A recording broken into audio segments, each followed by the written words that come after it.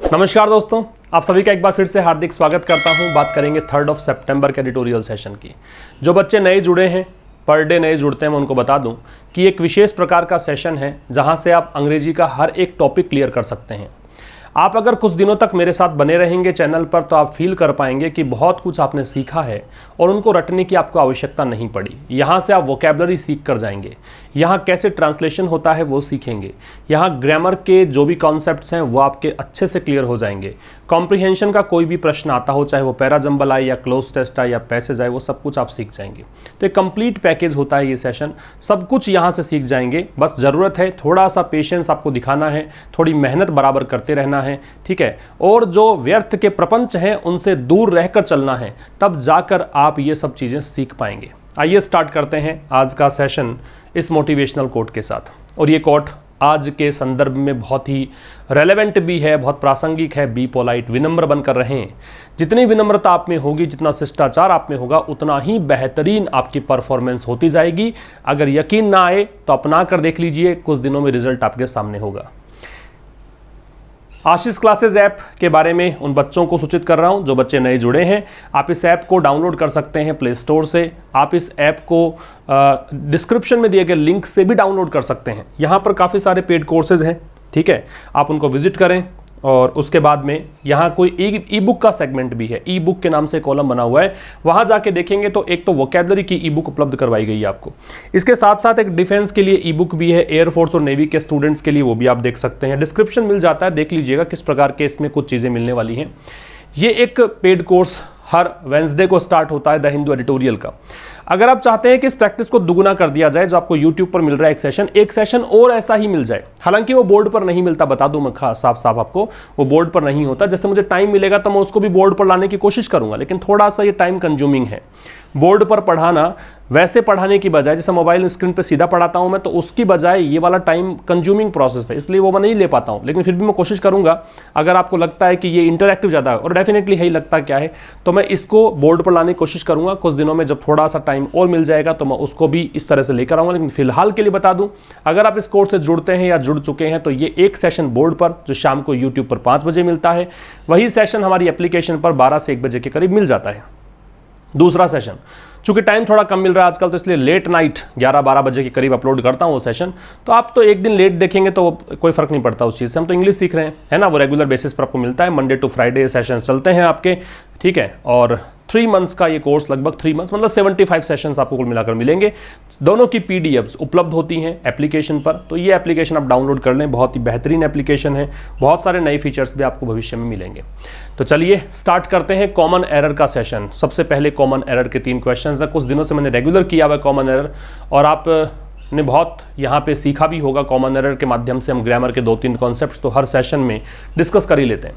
तो पहला क्वेश्चन आपके सामने है, I remember my childhood days when I was used to go to the farm with my father and help him in his work.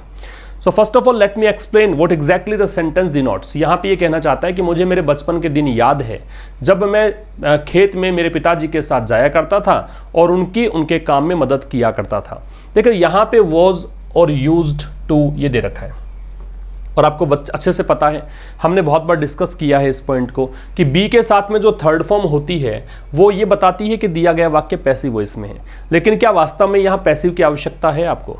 यहाँ passive की आवश्यकता नहीं है, ठीक है ना। इसलिए इस वॉज को आप हटा देंगे, और वॉज को हटा देंगे तो यहाँ पे क्या बचा? यूज्ड टू ही बचा। पैसिव की आवश्यकता क्यों नहीं है? क्योंकि आई यहाँ पे सब्जेक्ट है। पैसिव वॉइस का सीधा सा मतलब ये होता है कि वर्ब से पहले काम करने वाला मौजूद नहीं है, है ना। उसी केस में आप पैसिव मानेंगे, अदरवाइज तो एक्टिव वॉइस है। तो ये एक्टिव वॉइस का सेंटेंस है क्योंकि आई सब्जेक्ट यहाँ पे है, इस कारण से आपका आंसर बी होगा। नंबर 2 देखिए, I have read an interesting book yesterday. सबसे पहली बात तो ये जो रीड है, इसका फर्स्ट फॉर्म को रीड प्रोनाउंशिएट करते हैं, सेकंड और थर्ड फॉर्म को रेड पढ़ा जाता है, ठीक है। और ये हैव रेड है, थर्ड फॉर्म ही मानेंगे इसको। लेकिन यहाँ पे यस्टरडे दे रखा है, यस्टरडे का और हैव का कॉम्बिनेशन ये सटीक नहीं है, है ना। यस्टरडे का मतलब है पास्ट सिंपल लगना चाहिए, सेकंड फॉर्म का प्रयोग होना चाहिए। तो इस हैव को आप हटा देंगे और यहाँ पे रेड सेकंड फॉर्म का ही यूज रखेंगे। अब ये कहना ये चाहता है कि मैंने कल एक बहुत ही इंटरेस्टिंग किताब पढ़ी, and underline the new words, और मैंने नए शब्दों को अंडरलाइन किया जो कि सिंपल हैं लेकिन प्रभावी शब्द हैं। Number 3, he can not be trusted with important secret informations. Information जो शब्द होता है ये एक ऐसी नाउन है जो कि अनकाउंटेबल की कैटेगरी में रखी जाती है। If you want to count information then you have to use pieces of information, right. तो यहाँ पे पीसेज ऑफ तो है नहीं, और खैर इंफॉर्मेशन में तो एस कभी जुड़ेगा ही नहीं, तो इंफॉर्मेशन ही होगा। आपका आंसर यहाँ पे बी हो जाएगा। तो ये तो हो गया आपका कॉमन एरर वाली बातें। आगे बढ़ते हैं। ग्रिम सॉवरेन टेंगल, ये आर्टिकल एक बार फिर से, जैसे कल हमने डिस्कस किया था, एक वित्तीय लेख हमने डिस्कस किया था कल, फाइनेंशियल आर्टिकल डिस्कस किया था। Once again here is another financial article, grim sovereign tangle. इसका जो टोन रह सकता है वो टोन एप्रहेंसिव या कंसर्न इस प्रकार का रह सकता है। लेखक यहाँ पे चिंतित है, अलार्मिंग भी कह सकते हो, क्योंकि लेखक यहाँ पे चेता रहा है कि अब ये संकट आने वाला है केंद्र सरकार और राज्य सरकार के बीच में। एक प्रकार के आप कह सकते हो कि असहमति बन सकती है एक बिंदु पर आकर। और ये किस प्रकार की असहमति है? देखो, जब जीएसटी अस्तित्व में नहीं आया था, है ना, जब जीएसटी इंप्लीमेंट नहीं हुआ था, उससे पहले राज्य सरकारों को अधिकार था कि वो अपने टैक्सेस लगा सकती थी। लेकिन केंद्र सरकार की एक नीति थी कि एक राष्ट्र एक टैक्स, है ना, वन यहाँ पे दे रखा है आपको, ये एक स्लोगन था, वन नेशन वन टैक्स। तो ये एक स्लोगन देकर जीएसटी इन्होंने इंप्लीमेंट किया, और जीएसटी इंप्लीमेंट किया तो राज्य सरकारें भी, मतलब यहाँ पे टैक्स देने का जो उनका अधिकार था वो इनसे छिन गया। अब सारे के सारे टैक्स जाते हैं केंद्र सरकार के पास, और इसकी एवज में यहाँ पे जो केंद्र सरकार है वो जो उनको नुकसान होता है राज्य सरकारों, क्योंकि उनकी टैक्स से आए हुए करती थी, है ना, तो वो जो नुकसान उनका था उनकी भरपाई करने के लिए केंद्र सरकार ने उनको आश्वासन दिया कि हम आपको टैक्स की भरपाई करके पैसा दे देंगे वो। लेकिन अब केंद्र सरकार जो है वो पैसा देने में भी सक्षम नहीं है। इसको लेकर यहाँ पे राज्य सरकार और केंद्र सरकार के बीच में असहमति बन सकती है। इसी को लेकर ये आज का आर्टिकल है। आइए स्टार्ट करेंगे।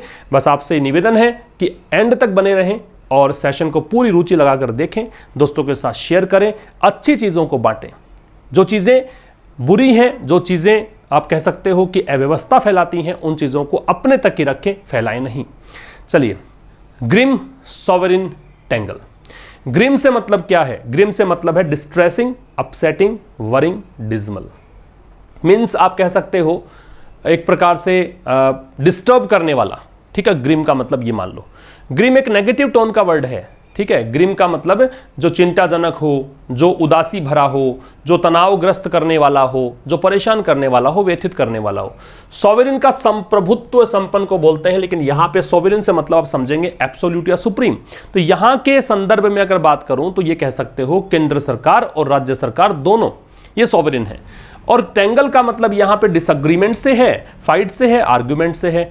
आर्ग्यूमेंट की स्पेलिंग याद रखिएगा, ARGUMENT, जबकि स्पेलिंग आर्ग्यू की क्या होती है? ARGUE। आर्ग्यूमेंट में ई को गायब कर देते हैं। तो ये कहता है ग्रिम सॉवरेन टेंगल से मतलब ये हो गया कि बहुत ही चिंताजनक जो राज्य सरकार और केंद्र सरकार की जो एक असहमति बन रही है, एक लड़ाई चल रही है, उसके बारे में ये आर्टिकल बताएगा। जो भी अंडरलाइंड पार्ट है, रेड कलर में है, वो सबके सब सब्जेक्ट हैं, वो मैं बता दूंगा। जो ब्लू कलर में नजर आएगा वो सबके सब नए वर्ड्स आपको नजर आएंगे, तो वो आपको यहां पे डिस्क्रिप्शन में मिल जाएंगे, ठीक है। देखो, 3 years, इसको क्या पड़ता है? Years, it's not year. Year तो होता है EAR, ये है ईयर। इसका जो फोनेटिक बनता है वो ये बनता है ईयर, ठीक है ना, ये ईयर इस प्रकार से बनता है ईयर, और वो ईयर होता है, ईयर में ऐसा बनता है ईयर, ये ईयर बनता है, ठीक है। इसमें रे तो खैर म्यूट रहता है, ये रे साइलेंट। जिसको फोनेटिक्स की समझ है वो समझ पाएंगे, खैर को छोड़िए। 3 years after India's new indirect tax regime was introduced. अब ये पैसिव है, तो जब भारत का नया अप्रत्यक्ष टैक्स रेजिम का मतलब नोट करेंगे सिस्टम। रेजिम से मतलब है सिस्टम, रेजिम से मतलब है मैकेनिज्म। एक सिस्टम, एक मैकेनिज्म, एक तरीका, मैकेनिज्म। तो 3 साल के बाद जब भारत का एक नया अप्रत्यक्ष एक टैक्स सिस्टम इंट्रोड्यूस किया गया, ठीक है, पैसिव वॉइस हो गया, एक स्लोगन के साथ एक नारा उसमें दिया गया। स्लोगन नारे को बोलते हैं। क्या नारा दिया गया? कि एक राष्ट्र एक टैक्स, ठीक है। अब 3 साल के बाद क्या हुआ वो जोड़ेंगे। इट फेसेज, इट को देखकर फेसेज है। N existential crisis. एग्जिस्टेंशियल का मतलब एग्जिस्टेंस से संबंधित, कोई चीज एग्जिस्ट करती है मतलब वो अस्तित्व में है। क्राइसिस संकट होता है, अब उसके अस्तित्व पे संकट, एक क्वेश्चन मार्क लग गया कि क्या जीएसटी सही था, क्या जीएसटी का होना वाजिब है, इसको बोलेंगे एग्जिस्टेंशियल क्राइसिस। अगर मैं पार्ट ऑफ स्पीच की बात करूं तो क्राइसिस है नाउन और एग्जिस्टेंशियल है एडजेक्टिव। क्योंकि एल एंडिंग है। ये बात याद रखेंगे कि जो भी एल एंडिंग वर्ड्स होते हैं जनरली वो एडजेक्टिव्स कहलाते हैं। यहाँ तक की अगर बात करें तो ये कहना चाहता है कि जब भारत का एक नया अप्रत्यक्ष टैक्स का सिस्टम इंट्रोड्यूस किया गया था वन नेशन वन टैक्स के नारे के साथ, उसके 3 साल के बाद अगर देखते हैं तो अब इसका एग्जिस्टेंशियल क्राइसिस फेस करता हुआ नजर आ रहा है। इसका सामना हो रहा है उस संकट से कि भाई ये एग्जिस्ट करना भी चाहिए कि नहीं करना चाहिए। इट को देखकर फेसेस हैं, इंडियाज न्यू टैक्स रेजिम को देखकर वॉज है। ठीक है, आगे देखो डेस्पाइट के बारे में आप क्या जानते हैं? तो डेस्पाइट बराबर इन स्पाइट ऑफ होता है। डेस्पाइट बराबर इन स्पाइट ऑफ होता है, मतलब इसके साथ ऑफ नहीं आता, इन स्पाइट में ऑफ आता है, दोनों का मतलब के बावजूद होता है। पैची का मतलब होता है erratic, irregular, erratic, irregular, uneven, uneven या डेफिशिएंट भी कह सकते हो, जो सक्षम नहीं है। एफिशिएंट का ऑपोजिट डेफिशिएंट, जिसमें कमी होती है, डेफिशिएंट। ठीक है, देखो डेस्पाइट इट्स पैची स्ट्रक्चर, ये इट्स किसके लिए आ रहा है? इट्स पजेसिव एडजेक्टिव होता है, पता है आपको, है ना। एक बच्चे ने प्रश्न पूछा था, मैंने आंसर तो नहीं किया उसको। इट्स एक प्रश्न था कि इट्स ये होता है और एक इट्स ये होता है, इन दोनों में डिफरेंस क्या है? तो भाई यहां देख लेना, ये पजेसिव एडजेक्टिव है, इसके तुरंत बाद नाउन आता है। ये इट इज का कॉन्ट्रैक्टेड फॉर्म है, ठीक है, इट इज का शॉर्ट फॉर्म है।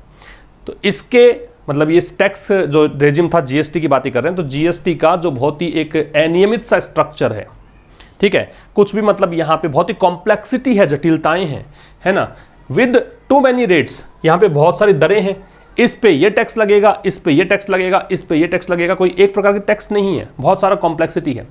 कॉम्प्लेक्स कंप्लायंस रिक्वायरमेंट्स, कंप्लायंस का मतलब होता है आज्ञा का पालन करना, कंप्लाई से बनता है COMPLY से, ठीक है, रिक्वायरमेंट्स आवश्यकताएं, कॉम्प्लेक्स जटिल, और इसको फॉलो करने की जो अनिवार्यताएं हैं, आवश्यकताएं, वो काफी जटिल हैं। एंड मल्टीपल मतलब अनगिनत, अनेकों, mid course changes, mid course का मतलब रास्ता, तो जब लागू किया गया और आज तक इसके रास्ते में जितने भी मतलब आगे बढ़ रहे हैं जीएसटी को लेकर, उस रास्ते में बहुत से बदलाव भी कर दिए गए इसमें। द इम्प्लीमेंटेशन, ये हो गया नाउन, द लग रखा है इसलिए, और ये सब्जेक्ट भी है। इम्प्लीमेंटेशन होता है इम्प्लीमेंट करने का प्रोसेस, अप्लाई करने का प्रोसेस, लागू करने का तरीका। तो इसको लागू करने का जो तरीका है, ये जीएसटी की फुल फॉर्म है, गुड्स एंड सर्विसेज टैक्स को जो इम्प्लीमेंटेशन है, ओवरसीन, अब बीच में कोमा लगा के, कोमा का महत्व है, ओवरसीन का मतलब होता है सुपरवाइज करना, रन करना, संचालित करना, क्या कहोगे? सुपरवाइज करना, मींस इसका निरीक्षण कौन करता है, इसको सुपरवाइज कौन करता है? सेंटर एंड स्टेट्स, केंद्र सरकार और राज्य सरकार दोनों इसकी निगरानी करते हैं। जब ये शुरू हुआ था, अब देखो ये बीच में यहां तो थोड़ा सा इसने क्या कर दिया, एक परिचय दे दिया इसका, यहां से उठाइए, ये जो इंप्लीमेंटेशन हुआ था जीएसटी का, हैड बिगन, ये शुरू हुआ था, ये बिगिन की थर्ड फॉर्म है, बिगिन, टू ऑलमोस्ट सर्व का मतलब एक्ट एज, सर्व एज का मतलब है एक्ट एज, इस रूप में काम करने के लिए। तो शुरुआत लगभग इसकी इस रूप में हुई थी कि ये एक एग्जाम्पलर है, ये एक प्रेरणा स्रोत है, एक उदाहरण है। एग्जाम्पलर का मतलब है मॉडल, पैरागॉन, एपिटोम, ठीक है, तो ये एक उदाहरण है ऑफ कोऑपरेटिव फेडरलिज्म। फेडरलिज्म संघवाद होता है, जहां पर राज्य सरकारें केंद्र सरकार के साथ कुछ पावर्स को साझा करती हैं, उसे कहते हैं क्या? उसे कहते हैं फेडरलिज्म। तो यहाँ पे इस रूप में अगर मैं आसान भाषा में बताऊं तो जो इसका इंप्लीमेंटेशन हुआ था, जब लागू किया गया था जीएसटी को, तो ये इस रूप में शुरू हुआ था कि ये केंद्र सरकार के साथ में जीएसटी कलेक्शन करेगी, ठीक है, दोनों साझा करेंगे इस पावर को, इस रूप में शुरू किया गया था। अगर मैं यहां से उठा के यहां तक की बात बताऊं, पूरी सार बताऊं, तो क्या कहना चाहता है कि भाई जीएसटी का जो स्ट्रक्चर है ना, वो थोड़ा सा पैची है, इर्रेगुलर है, अनियमित है, इसमें बहुत सारी दरें हैं, ठीक है, इसको फॉलो करने की जो आवश्यकताएं होती हैं वो काफी ज्यादा जटिल हैं, और बीच बीच में चेंजेस भी बहुत सारे कर दिए गए हैं, ठीक है। फिर भी अब यहां डेस्पाइट का मतलब के बावजूद हो गया, इस चीज के बावजूद भी जब इसको लागू किया गया था, तब ये जब शुरू हुआ था तो शुरू इस रूप में हुआ था कि राज्य सरकार जो है वो इस पावर को, मतलब टैक्स लगाने का जो अधिकार है उसका इस्तेमाल जो है केंद्र सरकार के साथ में इस शक्ति का इस्तेमाल, इस पावर का इस्तेमाल साझा करेगी। बीच में कह रखा है कि ये इसको ओवरसीन करता है, मतलब ये दोनों के द्वारा साथ साथ देखा जाता है, सेंटर और केंद्र सरकार के द्वारा, है ना, राज्य सरकार और केंद्र सरकार के द्वारा दोनों के साथ साथ इसके सुपरवाइज किया जाता है। तो इसका जब इंप्लीमेंटेशन हुआ था तो इस रूप में हुआ था कि ये फेडरलिज्म का एक बहुत बड़ा उदाहरण है कि जहां पर राज्य सरकारें केंद्र सरकार के साथ में कुछ शक्तियों को साझा करती है, इस रूप में स्टार्ट हुआ था। यहां तक की बात क्लियर है। ये 4 इंपॉर्टेंट वर्ड आपको यहां पे मिलते हैं, ठीक है। आगे आ जाओ। ऑल ऑफ दोज गेन्स, अब ये गेन्स का मतलब लाभ या फिर मैं पॉजिटिव पॉइंट्स कह सकता हूं, क्योंकि अभी तक इसका कहा है कि ठीक है, आपने कहा कि यहां पे ये जो अनियमितता भी है, कॉम्प्लेक्सिटी भी है, सब कुछ ठीक है, लेकिन जो शुरुआत हुआ इसका, तो इस रूप में ये शुरुआत हुआ कि राज्य सरकार जो है केंद्र सरकार के साथ में टैक्स कलेक्ट करेगी इस रूप में। तो ये जो जितने भी गेन्स हैं, जितने भी लाभ हैं, हैव क्विकली अनरेवल्ड। अनरेवल का मतलब होता है जो कुछ उलझा हुआ है वो सुलझ जाना, जो सामने आ जाना, है ना, जो भी पहले कॉम्प्लेक्स था वो बिल्कुल सिंपल बन जाना, उसको अनरेवल्ड बोलते हैं। आप इसके सिनोनिम्स देख सकते हैं, unfold, reveal, clarify, untangle, decode. तो कह रहा है जो भी गेन्स हैं, जो भी ये लाभ हैं, जो भी पॉजिटिव पॉइंट्स हैं, वो जल्द ही क्विकली एडवर्ब हो गया, अनरेवल्ड वर्ब हो गई, और गेन्स को देखकर है प्लूरल है ना। As the slow down in the economy, तो ये जल्द ही क्या है, सामने आ गया सब कुछ कि क्या लाभ है, क्या इसमें हानियां हैं, जो भी कुछ था ना वो सामने आ गया। क्यों? Slow down in the economy, slow down मंदी को बोलते हैं, इन द इकोनॉमी, इकोनॉमी में जो स्लो डाउन है, स्लो डाउन, अब देखो ये कोमा लगाया, वो मंदी जो कि वर्सन कर दी गई, ये होता वर्सन, ये नीचे दे रखा है, अग्रवेट, वर्सन, इंटेंसिफाई, ठीक है। तो वो मंदी जिसको बदतर कर दिया गया, मंदी तो थी ही खैर बाजार के अंदर, इकोनॉमी में, लेकिन वो मंदी और भी ज्यादा गहरी हो गई, और भी ज्यादा मतलब मार्केट धीमा पड़ गया। किस कारण से? कोविड-19 के द्वारा इंड्यूस जो लॉकडाउन थे उसके कारण। फिर कोविड-19 आया तो लॉकडाउन लगाए इस कारण से।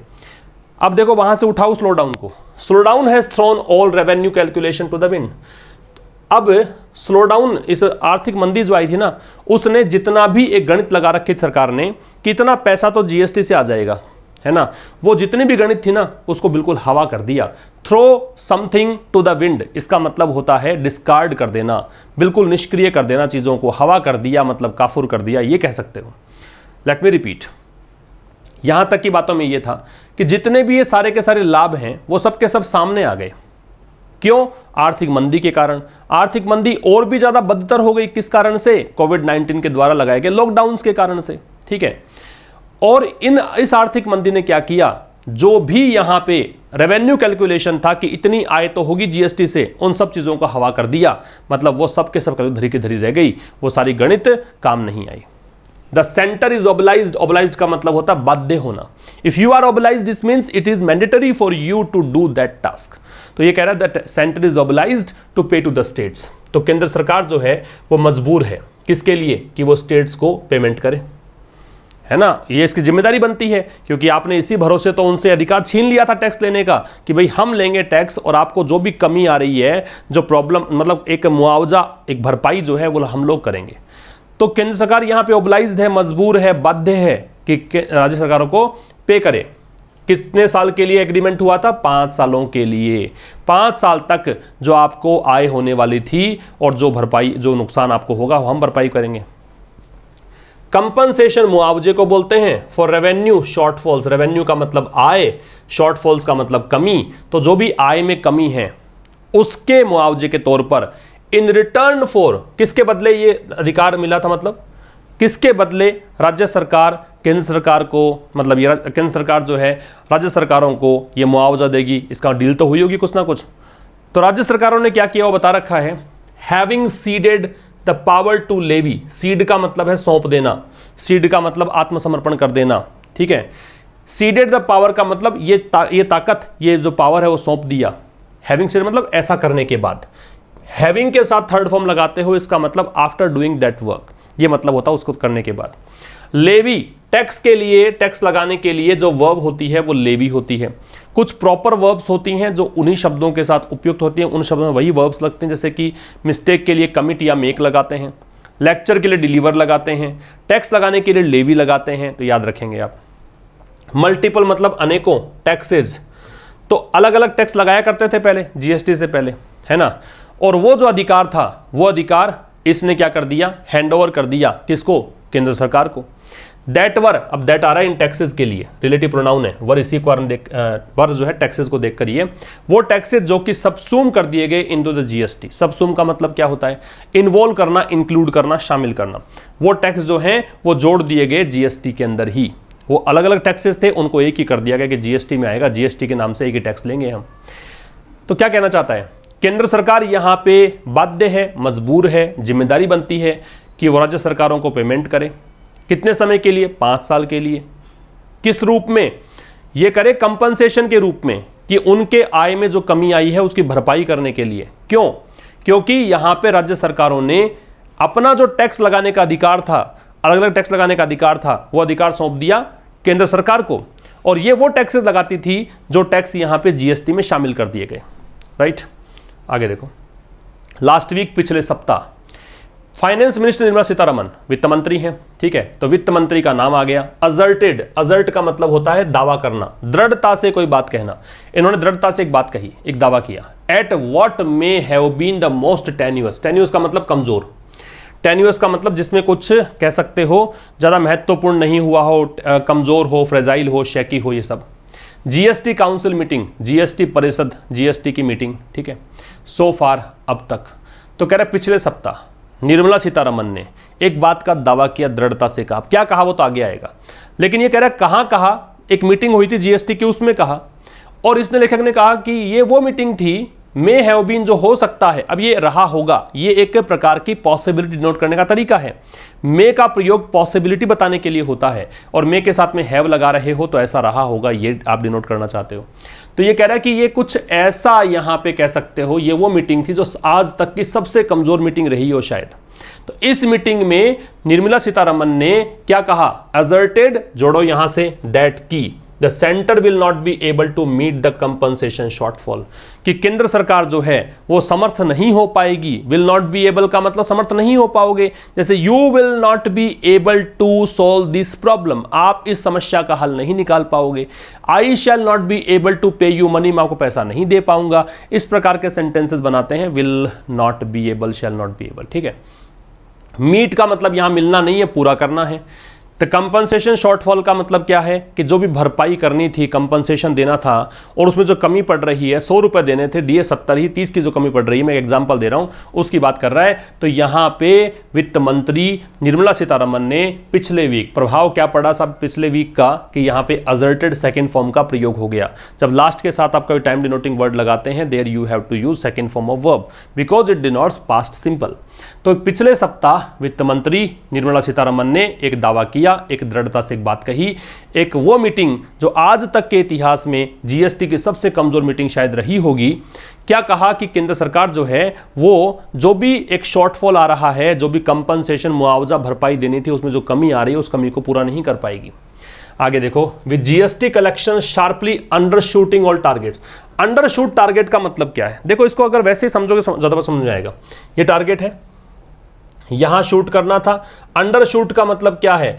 शूट तो करना है, यहां पे आप अंडर शूट करते हो, नीचे शूट कर देते हो इसके। इसका मतलब टारगेट पर ना लगना, इसका मतलब है फेल हो जाना, असफल हो जाना किसी भी काम को करने में।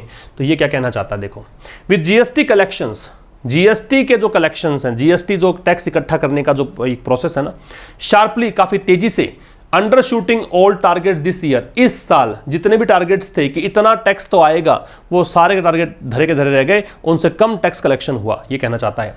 तो इसके साथ चूंकि टैक्स कलेक्शन कम हुआ, the centre estimates compensation payable for the full year. तो सेंटर जो केंद्र सरकार है, एस्टिमेट्स मतलब इसका पूर्वानुमान है, एस्टिमेट का मतलब पूर्वानुमान लगाना। तो केंद्र सरकार का एक पूर्वानुमान है कि कंपनसेशन की जो मुआवजा या भरपाई, पेबल, जो कि भुगतान करने योग्य है, फॉर द फुल ईयर, पूरे वर्ष के लिए, वो कितना है? 3 लाख करोड़। 3 लाख करोड़ केंद्र सरकार को देने हैं राज्य सरकारों को। तो यहां क्या कहना चाहता है कि चूंकि जीएसटी कलेक्शन जो है इस साल जितने भी टारगेट थे, उन सब टारगेट्स में प्राप्त करने में असफल रही। तो इसके चलते केंद्र सरकार ने यहां पे अनुमान लगाया है कि जो भी भरपाई करनी है पूरे साल के लिए, वो 3 लाख करोड़ की करनी है, ये एक सेंटर का अनुमान है। But just 65,000 crore is expected.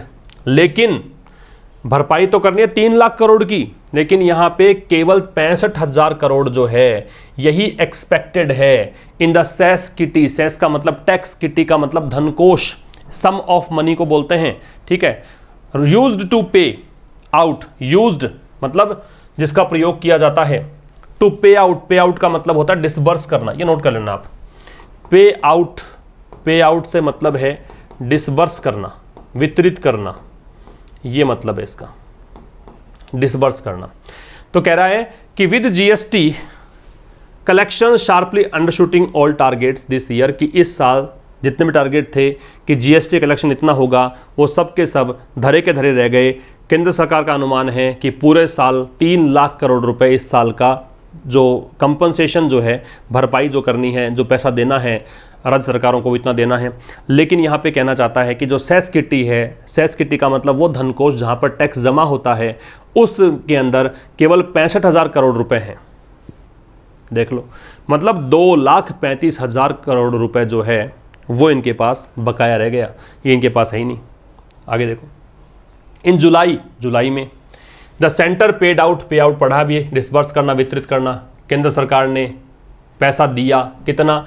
अंतिम किस्त, किसकी? भरपाई जो मुआवजा है वो उसकी, पिछले वित्त वर्ष के लिए।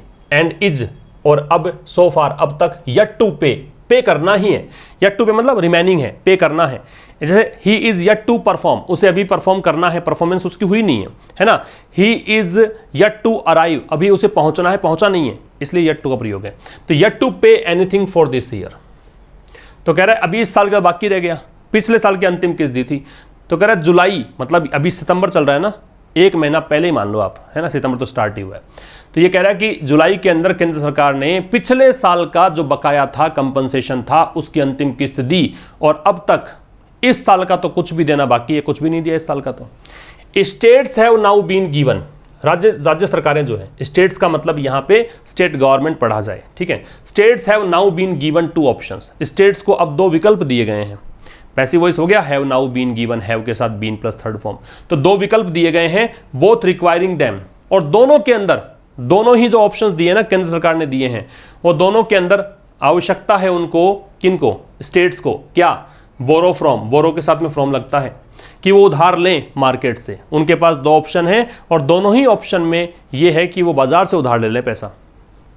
द सेंटर कंटेंट्स, कंटेंट का दावा करना है, अजर्ट करना है। देख लो, claim, argue, affirm, state, allege. तो कह रहा है कि सेंटर जो केंद्र सरकार है उसका दावा है, उसका ये कहना है कि 97,000 करोड़ रुपए ऑफ द रेवेन्यू शॉर्टफॉल, जो 97,000 करोड़ रुपए का रेवेन्यू शॉर्टफॉल है, जो आय में कमी है, इतना पैसा इनके पास और होना चाहिए था लेकिन नहीं आया, is from implementation of the GST. केवल 97,000 करोड़, जितना भी मतलब रेवेन्यू बचा हुआ है ना, उसकी बात कर रहा है। भाई अपन ने कितने की बात करी है? 2,35,000 करोड़, 3 लाख करोड़ की बात करी थी। उसमें से बताया मैंने कि भाई इसमें, पिछले स्लाइड में देखिए आप, कि इसमें कहा कि भाई 65,000 करोड़ तो है इनके पास। अब 2,35 की गणित बता रहा है ये केंद्र सरकार। क्या बता रहा है? ये बता रहा है कि भाई रेवेन्यू शॉर्टफॉल जो पड़ रहा है ना, कि 3 लाख करोड़ चाहिए, 65 दे दिए, 2,35 बच गए। 2,35 में से 97,000 करोड़ जो है ना, वो तो है जीएसटी को इंप्लीमेंट करने पर, कि जब हमने जीएसटी को लागू किया तब से लेकर आज तक का बकाया जो है 3 लाख करोड़ में से 2,35 का बकाया जो हमने बाकी चुका दिए, 2,35 का हिसाब दे रहा है केंद्र सरकार, कि उनमें से जो 97,000 करोड़ रुपए हैं वो तो हैं जीएसटी के बकाया। बाकी कह रहा वाइल, जबकि 1.38 लाख करोड़, 1.38 लाख करोड़ जो हैं वो किस कारण से है? एक्स्ट्रा ऑर्डिनरी सर्कमस्टेंसेज, असाधारण जो स्थितियां, पोज मतलब यहां पे रेज हो गई या कारण बनी, by an act of God the pandemic, वैश्विक महामारी आ गई ना, जिसको वित्त मंत्री ने कहा था एक्ट ऑफ गॉड है, भगवान की देन है, ये तो क्या करें, प्राकृतिक है। तो इतना रुपए बकाया है, इसके कारण ये 2,35 का हिसाब केंद्र सरकार ने राज्य सरकारों को दे दिया। स्टेट्स, राज्य, कैन ईदर बोरो 97,000 करोड़। अब 2 ऑप्शन कौन से हैं देखो। पहला ऑप्शन कहा कि 97,000 करोड़ रुपए आप ले लो उधार। भाई अगर आपको 2,35 का हिसाब चाहिए ना, मांग रहा है पैसा, तो आप समझो कि 2 व्यक्ति हैं, केंद्र और राज्य भूल जाओ, और ये कह रहा है कि राज्य जो है, एक व्यक्ति जो है वो यहाँ पे 2,35 मांग रहा है, उसमें 97,000 करोड़ रुपए जो उधार जिसके मांग रहा है, वो कह रहा है कि आप या तो ये जो पैसा है ये उधार ले लो, without having it added to their debt, बगैर उसको कर्ज में जोड़े। भाई ये कर्ज में मत जोड़ना, कोई दिक्कत नहीं है, है ना। विदाउट प्रेपोजिशन है तो आईएनजी लगेगा, बगैर इसको जोड़े एड में टू लगता है, देयर डेट अपने कर्ज में, and with the principal and interest paid out from future cess collections. और इसमें जो मूलधन है और इंटरेस्ट ब्याज है पेड आउट वितरित किए जाएंगे फ्रॉम फ्यूचर सेस कलेक्शन, कि भविष्य में जो टैक्स का कलेक्शन होगा उससे आपको ब्याज वगैरह मिल जाएगा। ये तो ले लो आप उधार। या फिर क्या कर सकते हो, इधर के साथ में और आता है, या फिर राज्य जो हैं वो उधार ले सकते हैं पूरा का पूरा 2.35 लाख करोड़ पूरा ले लो, लेकिन यहां पे शर्त रखी है will have to provide for interest payments themselves. लेकिन यहां पे जो ब्याज लगेगा ना वो खुद देना पड़ेगा, ब्याज हम नहीं देंगे। वहां तो ब्याज हम चुका देंगे, तुम ले लो, तुम्हारा कर्जा नहीं है, सेटलमेंट कर रहे हैं, अब 2.35 नहीं है देने को, 2.35 लेने हैं तो ब्याज तुम खुद चुकाना। अगर 97 ले रहे हो तो कोई दिक्कत नहीं, हम लोग देख लेंगे, हमारा जो कलेक्शन आगे आएगा हम दे देंगे, सीधी सीधी बात ये है। तो कह रहा है कि बाकी जो एंटायर का मतलब कंप्लीट टोटल जो 2.35 लाख करोड़ का जो कमी है वो बोरो कर सकते हैं, लेकिन इसके लिए विल हैव टू का मतलब है करना पड़ेगा। ये आपको कोई अंडर कंपल्सन कंडीशन डिनोट करने का तरीका होता है कि आपको ऐसा करना ही पड़ेगा। Provide for interest payments themselves, ठीक है। तो इंटरेस्ट पेमेंट जो है, ब्याज का जो पेमेंट है वो खुद को ही भुगतना पड़ेगा इसके लिए। The finance minister has argued, वित्त मंत्री निर्मला सीतारमन ने यहां आर्ग्यू किया है, तर्क दिया है, दैट हायर बोरोइंग, कि अगर ज़्यादा आपने उधार ले लिया बाय द सेंटर, अगर केंद्र सरकार ज़्यादा यहां पे बोरो करेगी तो ये चीज़ जो है will push up interest rates, push up मतलब धकेलेगी, ऊपर कर देगी ब्याज की दरें, and dent India's fiscal parameters, और भारत का जो वित्तीय पैरामीटर है, पैरामीटर का मतलब एक प्रकार से ये मान लो कि जो भी एक आपने एक बाउंड्री बना रखी है, लिमिट बना रखी है ना, कि ये एक वित्तीय दायरा है, उस दायरे को भारत का डेंट कर देगी, कम कर देगी। अभी तो कह सकते हो इतना पैसा हमारे पास है तो ये जो दायरा है इसको कमज़ोर कर देगी, कम कर देगी, ठीक है। तो वित्त मंत्रालय ने, ये वित्त मंत्रालय अभी मिनिस्टर नहीं है, इस वित्त मंत्रालय ने ये आर्ग्यू किया है, तर्क दिया है कि अगर केंद्र सरकार ज़्यादा उधार लेगी पैसा तो इससे क्या होगा, इंटरेस्ट रेट्स बढ़ेंगी, इंटरेस्ट रेट बढ़ेगी और साथ में क्या होगा, भारत के जो फिस्कल लिमिटेशंस हैं वो कम हो जाएंगी। बात समझ रहे हो। इसके बाद देखो, एट बेस्ट सर्वश्रेष्ठ चीज़ क्या है वो बता रहा है। दिस इज स्पेशियस, स्पेशियस का मतलब झूठा, मिसलीडिंग, भ्रामक। ये जो चीज़ है ना, अगर सही तरीके से देखें तो ये भ्रामक है। टोटल गवर्नमेंट डेट, जो पूरा का पूरा गवर्नमेंट का कर्जा है, इंक्लूडिंग स्टेट्स, इसमें राज्य सरकारों का कर्जा भी जोड़ लो। ये देखो स्टेट्स के आगे अपोस्ट्रोफी लग रहा है, क्यों? क्योंकि यहां पे इसको जोड़ना था क्या, डेट, DEBT, लेकिन जोड़ा नहीं, क्यों? क्योंकि समझ में आ रहा है तो जोड़ने की जरूरत नहीं है। तो कह रहा है कि टोटल जो गवर्नमेंट का कर्जा है जिसमें स्टेट्स का कर्जा शामिल है, is what rating agencies, is what rating agencies look at, वो क्या है, इज वो है what rating agencies, rating agencies होती हैं पता है, जैसे मूडीज है ना, वो जिस उसको देख रही है उसकी बात कर रहा है। तो एट बेस्ट अधिक से अधिक, दिस इज स्पेशियस। अब यहां तक की अगर बात करें कि पूरा का पूरा जो गवर्नमेंट कर्जा है जिसमें राज्य सरकारों का कर्जा भी शामिल है ना, वो यहां पे क्या है, वो कर्जा है जिस पर रेटिंग एजेंसी की नजरें बनी हुई है, ठीक है। आगे देखो, द सेवरल स्टेट्स, अनेकों राज्य, हैव रिजेक्टेड बोथ ऑप्शंस, अनेकों राज्यों ने दोनों ऑप्शन निकाल दिए कि ना तो 97,000 करोड़ लेंगे, ना पूरा वैसे लेंगे कि हमें चुकाना पड़े टैक्स, ये ब्याज वगैरह। एंड सम, और कुछ राज्य जिसमें शामिल तमिलनाडु है, उन्होंने निवेदन किया है। अब सम को देखकर है, इन्होंने अर्ज किया है, अर्ज का मतलब किसी से निवेदन करना, आग्रह करना, कहना। तो केंद्र सरकार ने इन्होंने कहा है कि भाई दोबारा सोच लो, रीथिंक करो, इन व्यू ऑफ मतलब इसको देखते हुए, their essential and urgent spending needs, उनकी इसेंशियल मतलब जरूरी, इंपॉर्टेंट, अर्जेंट अत्यावश्यक, स्पेंडिंग मतलब खर्चा करने की, नीड्स आवश्यकताएं, टू कर्ब मतलब नियंत्रित करना, कंट्रोल करना, रेस्ट्रिक्ट करना, द पेंडेमिक वैश्विक महामारी को, एंड स्पर ग्रोथ, स्पर का मतलब प्रेरित करना, बढ़ाना, एनकरेज करना, ग्रोथ मतलब वृद्धि। कुछ राज्य जैसे कि तमिलनाडु है, उन्होंने केंद्र से कहा है कि दोबारा सोच लो एक बार। क्यों? क्योंकि राज्य सरकारों, हमारी राज्य सरकार को जो है वो ज़रूरत है फिलहाल कि वैश्विक महामारी को कंट्रोल करने के लिए पैसा चाहिए, ग्रोथ को स्पर करने के लिए पैसा चाहिए, तो दोबारा सोचो इस बारे में। A staring match in the offing, in the offing का मतलब क्या होता है कि जो घटित होने ही वाला, that which is about to happen, that which is about to happen, जो होने ही वाला है, शीघ्र होने वाला, इंपेंडिंग जिसको बोलते हैं। स्टेयरिंग मैच का मतलब होता है ये एक ऐसी प्रतिस्पर्धा जहां पे दो व्यक्ति खड़े होते हैं आमने सामने और बिल्कुल टकटके लगाकर देखते हैं, पलक झपकाए बगैर किसी को देखते हैं। अब यहां पे इसका मतलब ये है कि इनकी तनातनी हो सकती है, डिसएग्रीमेंट हो सकता है, नोकझोंक हो सकती है, लड़ाई हो सकती है। इसको लेकर कह रहा है कि अब राज्य और केंद्र के बीच में ये एक असहमति या फिर कहें कि लड़ाई ये संभावित है, होने ही वाली है, ऐसा लगता है। फिर कह रहा है it is up to the centre. It is up to the का मतलब ये जिम्मेदारी बनती है आपकी, जैसे it is up to you, ये तुम पर डिपेंड करता है, तुम्हारी जिम्मेदारी बनती है। तो ये जिम्मेदारी किसकी है? केंद्र सरकार की। क्या? To resolve this impasse. Impasse का मतलब होता है रुकावट, बाधा, कि इस बाधा को सोल्व करे, इस बाधा को हटाए इन अ वे, एक ऐसे तरीके से that future GST reforms do not fall victim to. Fall victim to का मतलब क्या होता है? किसी चीज का शिकार बन जाना, प्रभाव पड़ना किसी का।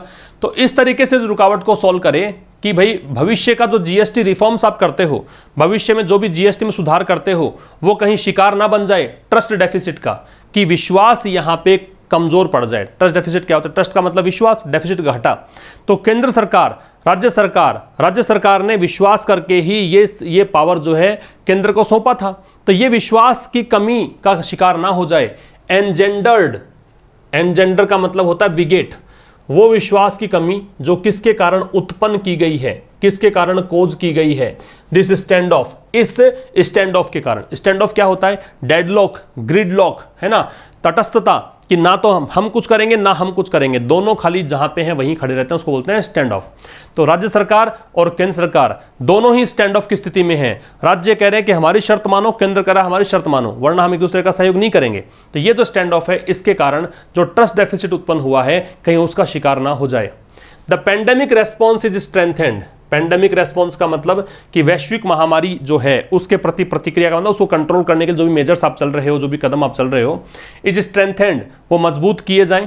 And all around government capital spending to booster sagging demand. Booster का मतलब होता है स्ट्रेंथन करना, मजबूत करना, ठीक है, सपोर्ट करना।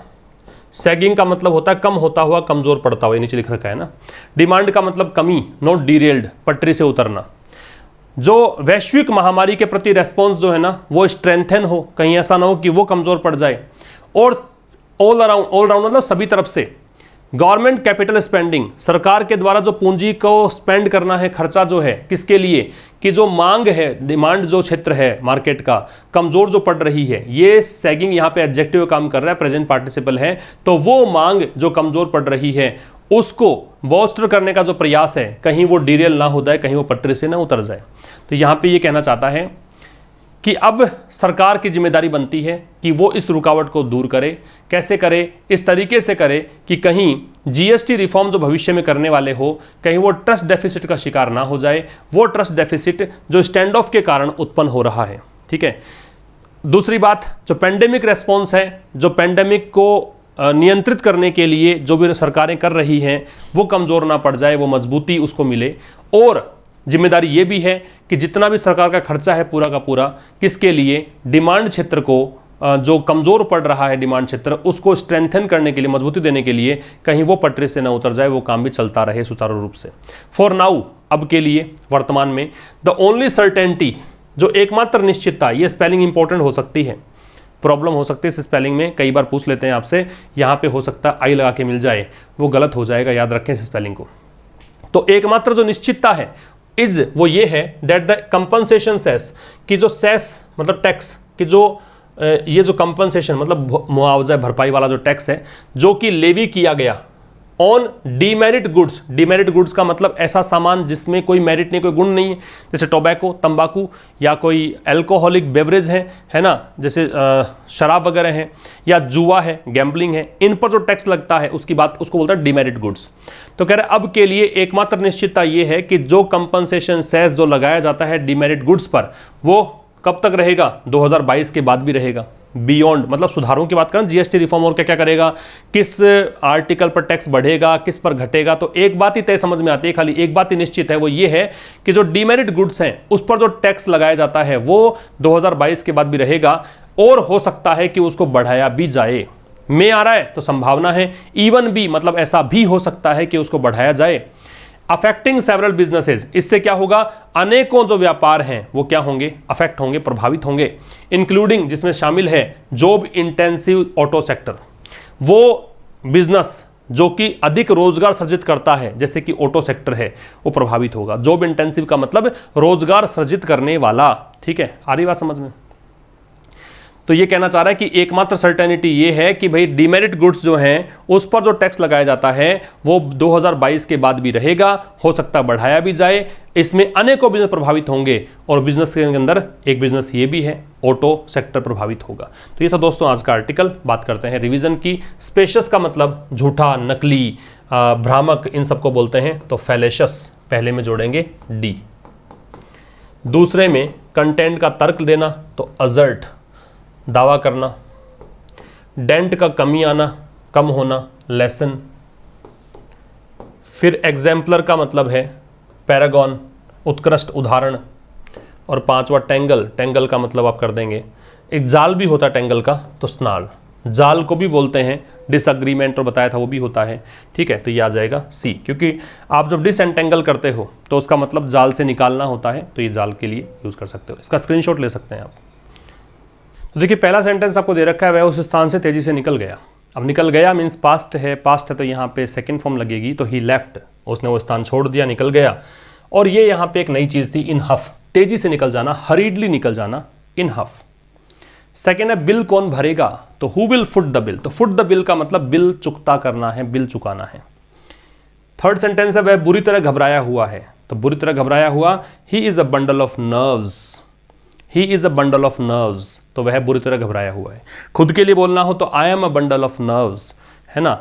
आप हैं तो you are a bundle of nerves, जैसे सेंटेंस बनाने हैं। प्रेपोजिशन देखेंगे, unfortunately he is ignorant of, ignorant में ऑफ लगता है, दुर्भाग्य से उसे अपने बुरे भविष्य के बारे में नहीं पता है, वो अनजान है उस चीज से।